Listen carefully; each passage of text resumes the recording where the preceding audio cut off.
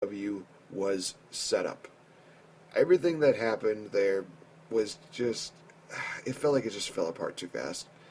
And they basically had a little weird deal where it seemed like they had, a different Cena of ECW in Bobby Lashley, and they did not take care of their talent very well, i.e., guys like Elijah Burke, Kevin Thorne, Marcus Carvon, and even CM Punk he mentioned on so many different occasions. So we're going to kind of combine the whole thing that happened with CM Punk and Bobby Lashley, and we're going to create one of the most massive, how WWE should have booked. So you might want to strap yourselves in because we're going to be talking about this for a while. So talking about what happened, basically we'll start with, ECW's December to Dismember. For those of you that don't know what ECW December to Dismember is, it was an ECW pay-per-view that did draw a little bit of some buy rates, but this was one of the worst WWE pay-per-views that they have ever done. I mean, sure, they had matches like the Hardy Boys versus Eminem, which is arguably a matchup that people really wanted to see. They also had an Extreme Elimination Chamber match in which they had a chamber match with weapons. I thought it was pretty cool. In the matchup, they had the Big Show as the defending ECW champion against Test, Rob Van Dam, Sabu, but unfortunately he got taken out, so they had to replace him with Hardcore Holly, CM Punk, and Bobby Lashley. And basically how it went down was that CM Punk was the first guy to get eliminated, and Bobby Lashley ended up winning the whole entire deal. And CM Punk would go on to having a losing streak and feeling not as relevant as he probably should have been. And he would go on to even lose at WrestleMania to another Money in the Bank ladder match. And Bobby Lashley would go on to defeat Umaga in the Battle of the Billionaires, which was Donald Trump versus Vince McMahon, in which Vince McMahon had to have his head shaved. Then going from there, CM Punk was still basically in the dark. I mean, they had the whole New Breed versus ECW original deals, which was a good storyline for the most part. And then they had that awkward heel turn, I guess you could call it, for CM Punk, I guess. It was like maybe a week's worth of heel tactics. But basically what ended up happening was that Bobby Lashley continued his feud with Vince McMahon, and Vince would win the ECW Championship. Worst booking idea ever. Who decided to do that? I don't know, but it was stupid. And basically would hold on to it for at least 2 pay-per-views. Why? What was the point in that? And then Lashley would go on to win back the ECW Championship, and then he would get drafted to Raw just to forfeit the ECW title. Now we get CM Punk into the ECW title picture. Yay! But did he win the title? No! It was Johnny Nitro, because somehow they felt like he was more fitted than CM Punk. Then they just had what was CM Punk's words were just a crap full of matches at the Great American Bash and SummerSlam. And then they ended up having a phenomenal matchup on an ECW taping in which CM Punk won the world title, won the ECW title, I should say. And CM Punk would hold the title for a few months, beating guys like The Miz, John Morrison, Big Daddy V, and then finally losing the title to Chavo Guerrero. Now, Chavo Guerrero, all due respect, he was one of those guys where he just, despite the fact that, he was indeed, a Guerrero and he had a family legacy behind it, they just mistreated Chavo so much. So, everything that went down from there, Bobby Lashley would go on to face John Cena for the WWE title at the Bash, and he would also go on to get injured and then eventually released. Stupid, stupid, stupid. And for those of you that are probably not getting the reference I'm making there, I'm talking more like the whole Randy Orton yelling at Kofi Kingston, stupid, stupid, stupid. That's what I'm thinking about right now. WWE's on the ground and I'm just yelling at them, stupid, stupid, stupid. So WWE, I could have booked it better. So basically let's start at the ECW December to Dismember pay-per-view. Needed to definitely change up the match card because everything on there was just horrible. Bring in the original ECW guys. put in the Sandman, put in Sabu, put in all these ECW guys. Don't have these weird little matches like Balls Mahoney versus Matt Striker where, oh, you can't do this, you can't do this, you can't gouge eyes, you can't curse, you can't swear, you can't do this, you can't go on top rope, you can't use rope breaks, and blah, blah, blah, blah, blah. That was just one of the worst matches I have ever seen. They had Daivari beat Tommy Dreamer on there. No! Have Tommy Dreamer and Raven go at each other one more time in the WWE. Why not? See what happens. And the main event would indeed have every single one of the members of the ECW Championship matchup in there. And yes, we would even put Hardcore Holly in Sabu's spot just because why not? Give things a little bit differently and also just give Paul Heyman's guys, a bit of an edge.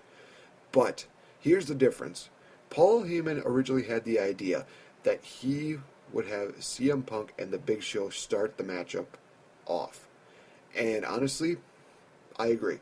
I think that they should have started it off, and how it was supposed to go was that CM Punk was supposed to lock in the Anaconda Vice on Big Show about a couple seconds before one of the pod opens up, and just before the pod opens up, Big Show taps out, and the reigning defending ECW champion is eliminated. So you're guaranteed a new champion in this matchup. Great. Now you have to build it up so that it evolves into something very worthwhile.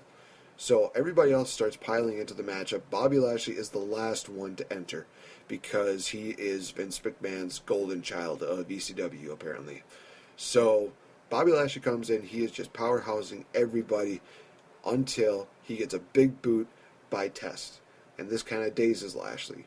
He's going to be the most physical guy that's going to really be hard to take down.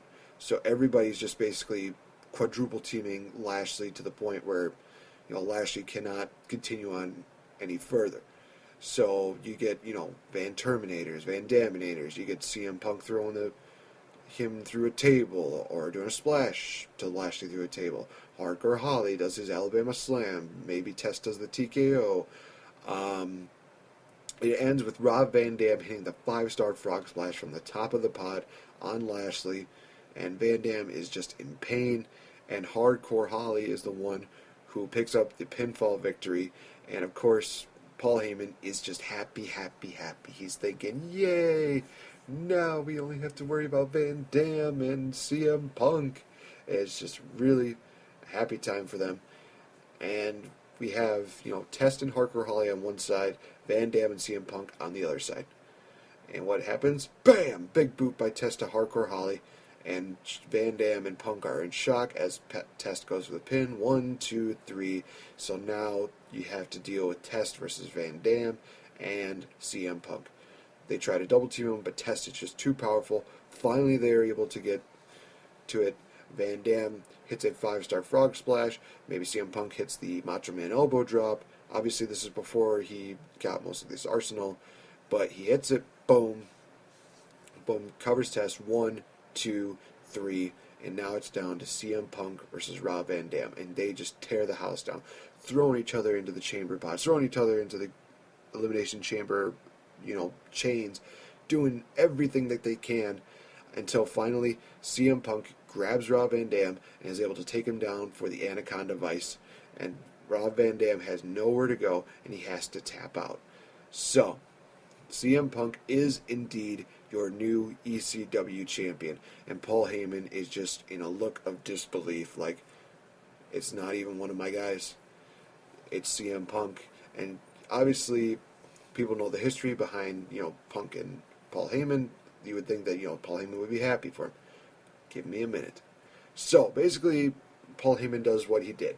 He talks about, how, it was a travesty that Big Show got eliminated so early on and blah, blah, blah, and that they're going to have a rematch between Big Show and CM Punk on the next episode of ECW. Now, as a lot of you know, what happened after ECW December to Dismember, Paul Heyman actually got dismissed. He was told, you need to go home. And that was mainly because he was just not happy with the way the company was going, especially his baby ECW. So basically what you can figure here is that, hey, they're putting the ECW title on somebody other than somebody that WWE wanted them to appoint. So we're going to hopefully have Paul Heyman, continue on with ECW for a little while longer. So now that that has happened, they have the matchup between Big Show and CM Punk, and it just seems so one-sided, and it basically is, where Big Show is just dominating, just smacking him around, throwing CM Punk around, but finally CM Punk gets a little bit of an edge. He does that Shining Wizard in the corner knee once, twice, 3 times, and it seems like Big Show is basically dazed, and then CM Punk goes for the Bulldog, but Big Show grabs him, does the Cobra Clutch backbreaker. Why that was eliminated from his move arsenal, I don't know why. It was an awesome deal. Big Show, if you bring it back within the next few months, I will love you, and I will be one of the people that says, don't retire. So he hits that maneuver, throws CM Punk into the referee. Referee is knocked down, and Big Show is thinking, well, what do we do now? He looks over at Paul. Paul looks back, and they both smile. And of course, people are thinking, oh God, here we go. We're going to have another deal in which Paul Heyman, helps the Big Show get the victory. So Big Show picks up CM Punk, wham, choke slam down. And Paul Heyman is there. Big Show with the cover. 1, 2, 3. No. Paul Heyman stops at 2. And Paul Heyman just stands up. Now everybody, of course, is just confused. It's like, wait, is he turning on Big Show? First he turned on Rob Van Dam, and now he's turning on the Big Show? And Big Show is pissed. He is thinking, what are you doing, Paul? What are you doing? Next thing you know, wham! There's Test with a big boot to the face. And then you see the security guys all beat down Big Show. Big Show is just too weak. He can't handle it. And finally, they serve him to CM Punk. And CM Punk is confused, but then he looks over to Paul. Paul looks back, and they both smile. Paul Heyman tells Punk to cover him. He does. 1, 2, 3. CM Punk retains the title and beats the Big Show. And Big Show is gone for whatever amount of time that he has. So he'll be gone for, I think it was about a year since he returned. So anyway, so CM Punk is now a Paul Heyman guy, and this is really what you want to see, because Paul Heyman and CM Punk were one of the best duos since Bonnie and Clyde, since La Resistance, you name some of the best heels, and they have really captivated that. So they continue going on to that, and they actually decide, okay, well, we're going to have a matchup for Punk at the Royal Rumble. And he is going to defend the title against Hardcore Holly. And that matchup is basically a wash where CM Punk where Hardcore Holly just lies down. CM Punk covers 1, 2, 3, and that's it. Royal Rumble goes through is, of course, The Undertaker, and that's going to be the main event of WrestleMania. Why not? So, while this is going on, and while No Way Out is going on, the ECW originals get back together, and they said that Paul Heyman is a cancer in ECW, and they need to eliminate that. Paul Heyman just laughs and he's like, you guys are the past. There's no way that you could beat us. This man is the future. He is going to be the one who does everything, and he is going to be the one who leads us into the next future. And he also brings out the new breed, Elijah Burke, Marcus Corbin, Kevin Thorne, and Matt Striker. Yes, I know Matt Striker is a little bit an oddball in that kind of group, but he was one of those guys who definitely helped the group be together. So, the new breed is also teaming up with Paul Heyman. So, they build it up and keep building it up, and they actually have a matchup at WrestleMania. New breed versus the ECW originals, and it's the Extreme Rules matchup that they had on ECW. That should have been at WrestleMania. That matchup they have is just phenomenal. Tear the house down and blah, blah, blah. And Rob Van Dam comes out, and he hits the 5-star frog splash, picking up the victory for his team. 1, 2, 3. And then next thing you know, while they're celebrating, CM Punk comes out and he says, hey, Rob Van Dam, congratulations, you guys won. But Paul Heyman actually decided that the one who actually scored the pinfall is going to get an ECW championship match against me right now. So you get not only a great 8-man ECW champ matchup, but you get an ECW championship matchup in the same night. Rob Van Dam, CM Punk, they still tear the house down. and Rob Van Dam comes so close, but CM Punk steals the victory and keeps the championship. Now, what also needs to happen is that